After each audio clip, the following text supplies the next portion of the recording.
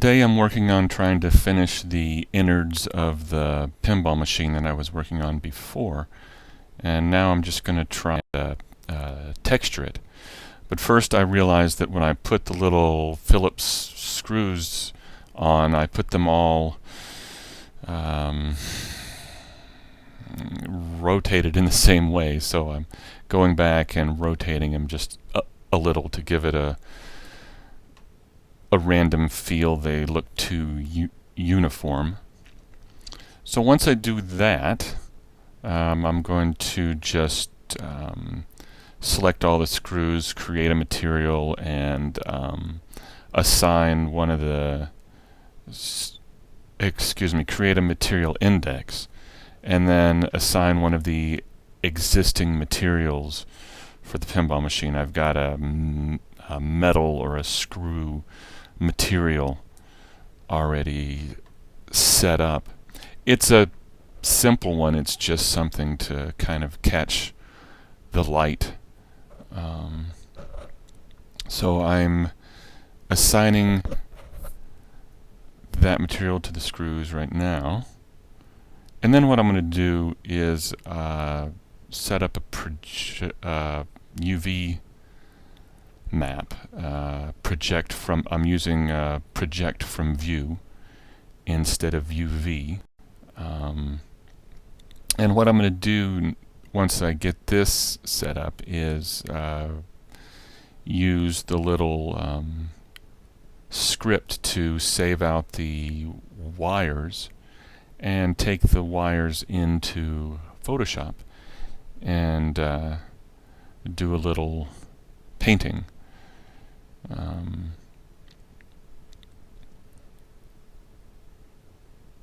So those were some of the paintings I've already done for the pinball machine. The vertical panel on the back and the horizontal floor of the pinball machine. So here's the wires from Blender. And what I'm going to be doing is just paint. It's pretty simple painting. I'm just going to paint it, put some dirt on it, and here's the vertical panel of the pinball machine, and I'm just trying to color pick the blue color, because that's what I'm going to use for this. And one thing I could have done is just created a shape and then used the bucket fill just to fill a blue color in, but I kind of like the hand-painted nature. To me, it just makes it look like it's not so much computer animation if it's got hand-painted things and dirt, and so the color isn't quite so uniform. And it works great on like on Toy Story or something where the toys are supposed to be very bright and clean, and that's great. But I kind of like the non-uniform textured look. It seems to make even my simple models come alive a little bit.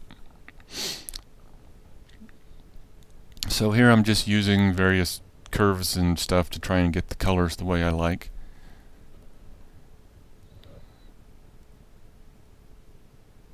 And I'm always adjusting opacity. It just seems to be what I'm always doing. So now I'm going to try and find some dirt. What I've got is just some dirt textures off the web that I found, and I'm just going to use those at a very low opacity to give it some texture. So yeah, I just paste the dirt on there, lower the opacity, and stretch it over.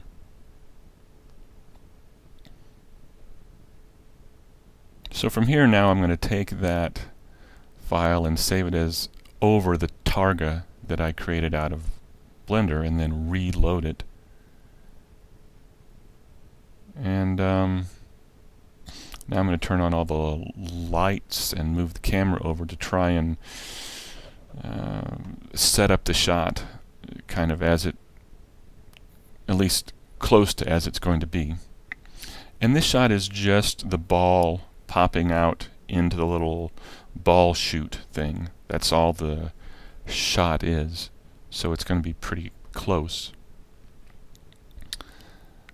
The lights aren't quite right, and I've got a little temp piece that I put over, that I put in there some time ago to just as kind of a placeholder, and all I'm trying to do now is figure out how to get it out of the render, that white piece. I want it out, so I'm going through the outliner trying to figure out why it's in there. But sooner or later I figure it out. And so there's kind of a beginning render.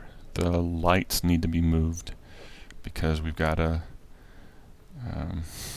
flare. There we go. So now I've got this kind of banding.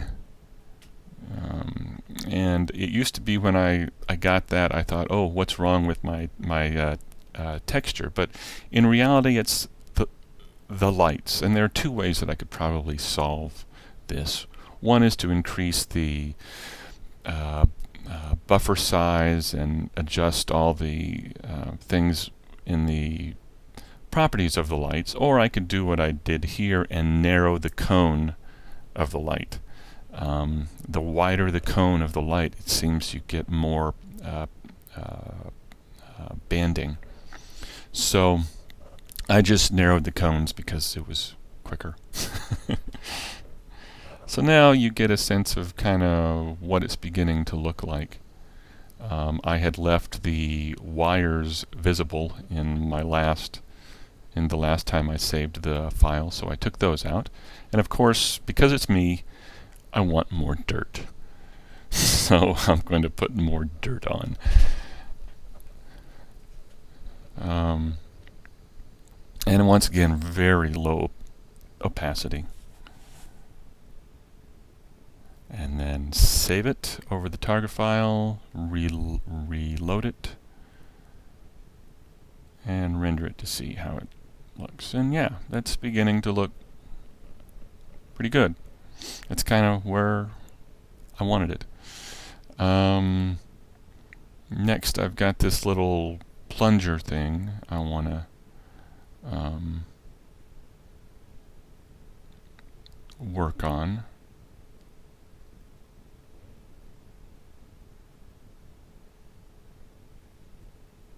So here I don't know if you remember in the previous video I had said when you create the first material it selects everything. Well, I did it again. So I forgot about it. So I had to go back and create two materials. One for the tip and one for the ring. And now I'm just going to move that piece of wood up because it was kind of showing through.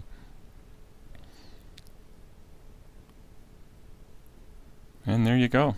That's looking pretty good. So that's about it for that.